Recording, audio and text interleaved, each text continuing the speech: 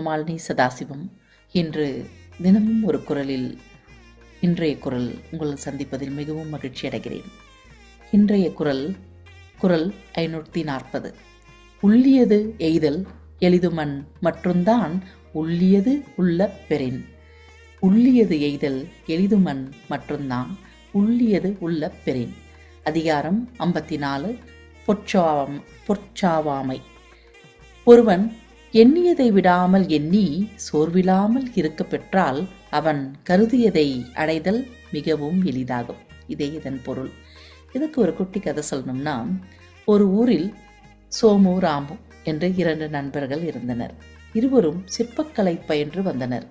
இருவரும் ஒரு பெரிய சிலையை செதுக்க ஒரு வாய்ப்பை பெற்றனர்.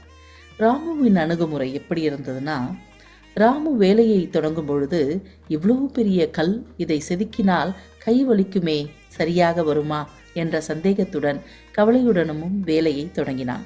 இடையில் வரும் தடைகளை பார்த்து உடனே சோர்ந்தும் போனான்.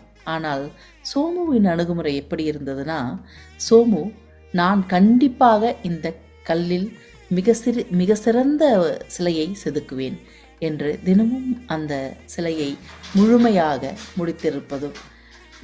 முடித்திருப்பது போலவே தன் மனக்கண்ணில் நினைத்து பார்த்தார். விஷுவலைசேஷன். இடையூறுகள் வந்தாலும் அதை பற்றி கவலைப்படாமல் தன் லட்சியத்தையே நினைத்து கொண்டிருந்தார். முடிவில் சோமு எண்ணியபடியே நேர்த்தியான சிலையை செதுக்கி முடித்தான். ராமு முழுமையற்ற கலைநயமற்ற சிலையை செய்தார். இதோட நீதி என்னன்னு பார்த்தீங்கன்னா, நாம் எதை உறுதியாக நினைக்கிறோமோ அதை மீண்டும் மீண்டும் சிந்தித்து செயல்பட்டால் அந்த லட்சியம் கைகூடுவது மிகவும் எளிதாக நமக்கு கிட்டும். உள்ளியது எய்தல் எளிதுமன் மற்றும்தான் உள்ளியது உள்ள பெறின். நன்றி, வணக்கம்.